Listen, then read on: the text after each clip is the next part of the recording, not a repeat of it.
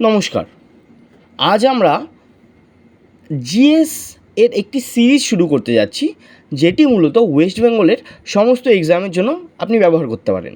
West Bengal PCS, West Bengal যাবতীয় সমস্ত exam, এছাড়াও NTPC, SSC CGL, SSC GD, এগুলোর জন্য আপনি এটি ব্যবহার করতে পারেন। তো জিএসের যেই সাবজেক্টটা আমরা আজ পড়বো সেটা হচ্ছে পলিটি, আর পলিটির মধ্যে যেই টপিকটা পড়বো সেটা হচ্ছে কনস্টিটিউশন বা সংবিধান সম্পর্কে আমরা আজ পড়বো। তো সংবিধানটি কী, সেটি কোথার থেকে আসছে, কিভাবে এসছে, সেগুলো আমরা আলোচনা করব। তো ফার্স্ট কোশ্চেন হলো, হোয়াট ইজ এ কনস্টিটিউশন বা হোয়াট ইজ কনস্টিটিউশন, যে সংবিধান আসলে কি। সংবিধান শুরু হয়েছিল বা সংবিধান শুরু করা হয়েছিল 9ই ডিসেম্বর 1946 খ্রিস্টাব্দে, আর সেটি শেষ হয়েছিল বা সংবিধান লেখা সমাপ্ত হয়েছিল 26শে নভেম্বর 1949 খ্রিস্টাব্দে। ঠিক আছে, তো সংবিধানটা আসলে কি? সংবিধান হলো কিছু নিয়ম। কিসের নিয়ম? আমরা কিভাবে চলবো, কিভাবে কি করব, কি আমাদের সাথে আমাদের কি কি অধিকার আছে, এই সমস্ত একগুচ্ছ নিয়মের একটা কম্পাইলেশন বা একগুচ্ছ নিয়ম একসাথে করা রয়েছে কোথায়? সংবিধানে। ঠিক আছে, তো সংবিধান কি? কিছু নিয়ম বা আ সেট অফ রুলস, অনেকগুলো নিয়মের সংমিশ্রণ।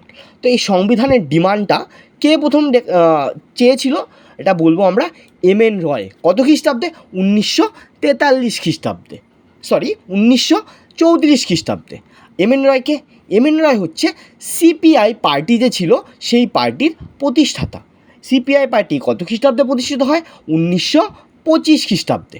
ঠিক আছে, এবার সেই সময় তো জাস্ট এমএন রয় ছিল না, তখন কে ছিল? কংগ্রেসদের শাসন ছিল। তো বলা হয়, আপনি ধরুন বাজারে গেলেন, বাজারে গিয়ে আপনার বাড়িতে আত্মীয় আসবে, আপনি বাজার করলেন ভালো করে, ভালো মাছ আনা হলো, ভালো মাংস আনা হলো, এবার রান্নাবাড়ি হলো, আত্মীয়রা খেতে বসছে, আপনি কোনো কারণে বাইরে চলে গেছেন। ঠিক আছে, এবার আপনার দাদা বা ভাই এসে বললো, কেমন হলো রান্না? তো ওনারা কি বুঝবেন যে তারাই সেই হয়তো বা বাজারটা করেছে, সো তার জন্যই সে জিজ্ঞাসা করছে, তার মানে সমস্ত মানে যাকে বলা হয় বাহবাটাকেই নিয়ে নিচ্ছে আপনার দাদা বা ভাই। তো তেমনই সেম, কংগ্রেস থাকা সত্ত্বেও যেহেতু এমএন রয় কনস্টিটিউশন বা সংবিধানের ডাক দিচ্ছে, তাই কনস্টিটিউশন বলে কি না, আমরা তো এখানকার শাসক, তো ডাকটা কার দেওয়া উচিত ছিল? আমাদের দেওয়া উচিত ছিল। তার জন্য কংগ্রেস তাড়াহুড়ো করে 1935 খ্রিস্টাব্দে অফিসিয়ালভাবে বা সরকারি মতোভাবে সংবিধানের ডাক দেয় যে আমাদের সংবিধান প্রয়োজন, ভারতে একটা সংবিধান প্রয়োজন। কীরকম সংবিধান প্রয়োজন? স্বাধীন সংবিধান প্রয়োজন। ঠিক আছে, এবার সংবিধান সেই সময় যেহেতু ইংরেজদের শাসন ছিল ভারতে, তাই বলা হয় ইংরেজরা যাতে আমাদের সংবিধান তৈরিতে হস্তক্ষেপ না করতে পারে, তার জন্য জওহরলাল নেহরু 1937 খ্রিস্টাব্দে স্বরাজ আন্দোলনের শুরু করেন। স্বরাজ আন্দোলনটা কি? স্ব কথার অর্থ নিজের, আর রাজ কথার অর্থ রাজত্ব, অর্থাৎ নিজের রাজত্বের জন্য যে আন্দোলনটা করা হয় বা আমরা নিজেরাই নিজেকে শাসন করবো, এর জন্য যেই আন্দোলনটা শুরু করা হয় সেটাকেই বলা হয় স্বরাজ আন্দোলন। ঠিক আছে, এবার 1938 খ্রিস্টাব্দে জওহরলাল নেহরু স্বাধীন সংবিধান সভার ডাক দেন। সংবিধান সভা কি, স্বাধীন সংবিধান কি, দূরে জানবো আমরা। সংবিধান সভা হচ্ছে সেই সভা বা সেই দল যারা সংবিধানটা তৈরি করবে।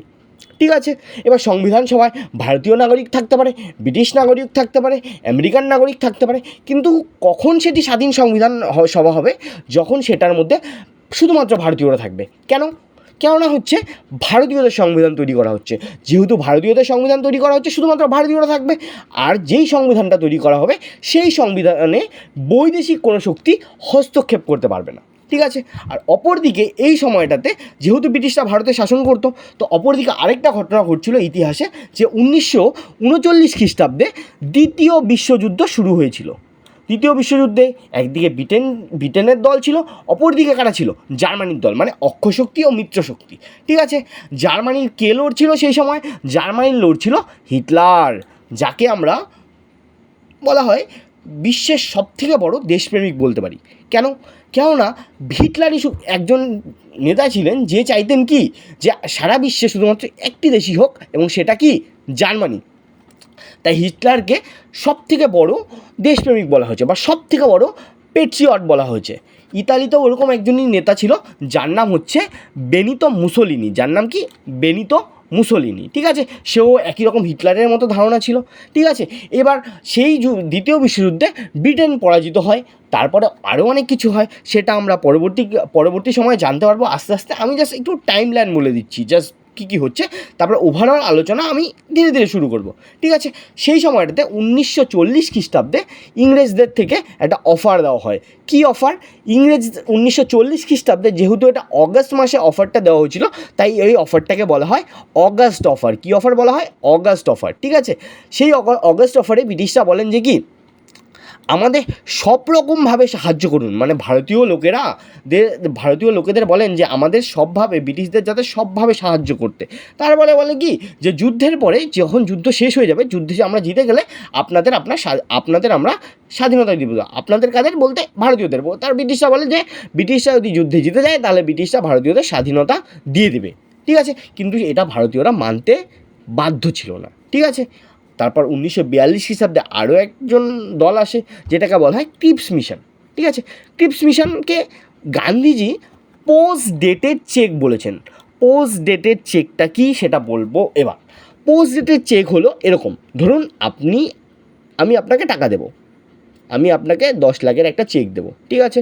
আমি আজকে 10 লাখের চেক একটা ইস্যু করলাম, বা আপনার নামে 10 লাখের চেক লিখলাম, যেটার মধ্যে তারিখ দেওয়া থাকলো আজকে ক তারিখ, আজকে হচ্ছে 18ই অক্টোবর।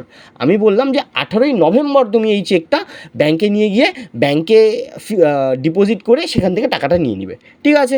এবার তুমি 18ই নভেম্বর যখন ব্যাংকে গেলে, তখন দেখলে না আমার তোমার অ্যাকাউন্টে টাকা নেই, চেক বাউন্স হয়ে গেল।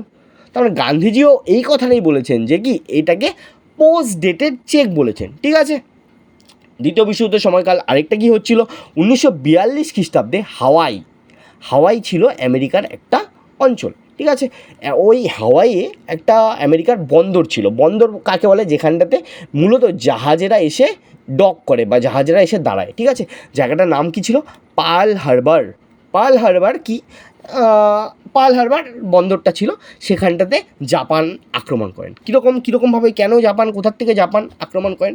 বলা হয় যে আপনাদের রুমে দেখবেন, আপনাদের আশেপাশে একটি ছেলে থাকে যার সেরকম একটা শক্তি থাকে না, বাট যখন সে একটু ঝামেলা শুরু হয়, তখন সে কী করে, সে সব কিছুতে বলতে যায় হ্যাঁ হ্যাঁ হ্যাঁ ও করেছে, বা তাকে পেটাতে চলে যায়, ঠিক আছে। জাপানও সে ওরকম। যুদ্ধ হচ্ছে কাদের মধ্যে? অক্ষশক্তি মিত্রশক্তির মধ্যে। সেখানটাতে জাপান কিন্তু ছিল না প্রথমে যুদ্ধ। জাপান হুট করে চলে যায় যে আমি জার্মানিকে সাপোর্ট করি, আমি ইতালিকে সাপোর্ট করি, এই বলে জাপান কী করে, আমেরিকার যে পার্ল হারবার যেখানটা ছিল বন্দরটা, সেখানটাতে আক্রমণ করে দেয়। যেই আক্রমণটার নাম হচ্ছে টোরা, আক্রমণটার নাম হচ্ছে টোরা, ঠিক আছে। এটাতে টর্পিডো দিয়ে আমেরিকার যত নেভাল শিপ ছিল সবগুলোকে ধ্বংস করে দেওয়া হয়, ঠিক আছে। আমেরিকা এটাতে কি ভালো মতো নিবে? আপনার যদি সমস্ত সম্পত্তি কেউ ধ্বংস করে দেয়, বা আপনার বাড়ি এসে কেউ যদি ভাঙচুর করে দেয়, আপনি কি ঠিকভাবে নেবেন? অবভিয়াসলি নেবেন না।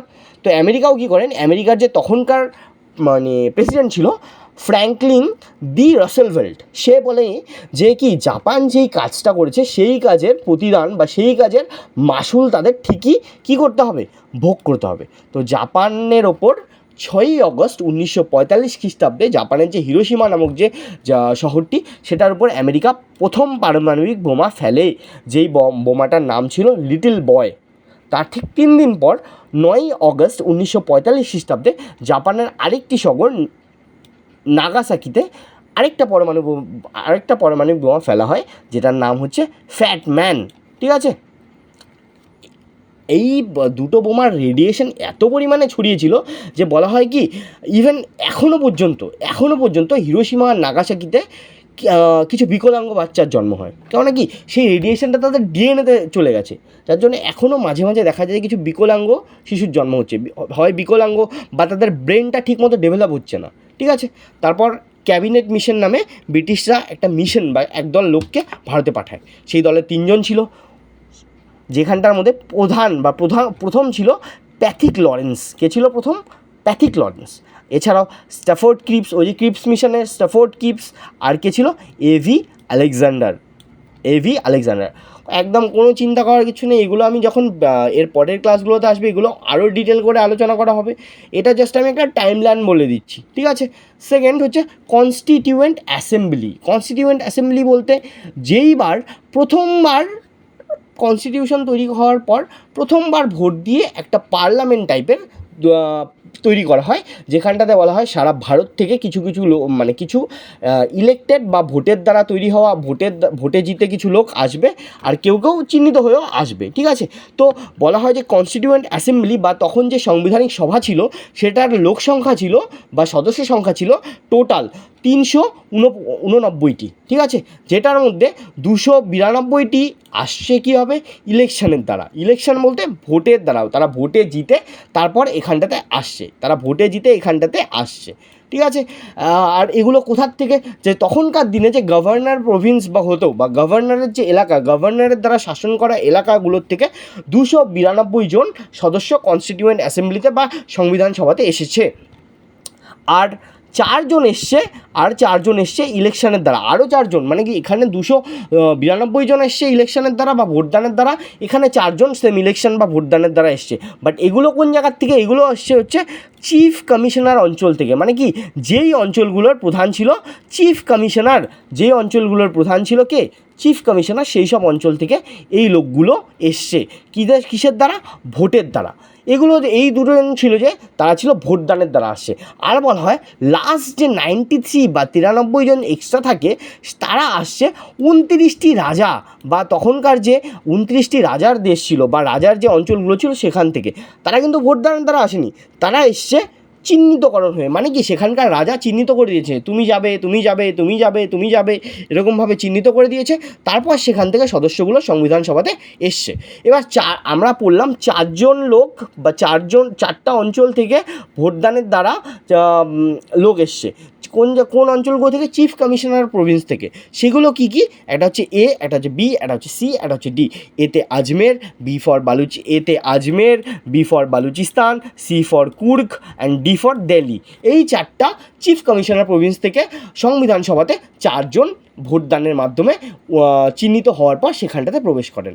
এবার টোটাল যদি আমরা বলতে যাই টোটাল ভোটদানের মাধ্যমে বা টোটাল ইলেকশনের দ্বারা কতজন সিলেক্ট হয়েছিল সেটা বলবো আমরা 296 বা 296 জন, ঠিক আছে।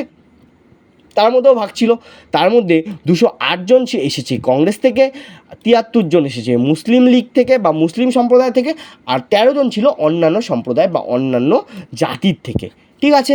আজকের ক্লাসটা আমি এখানটায় আমি ক্লোজ করলাম।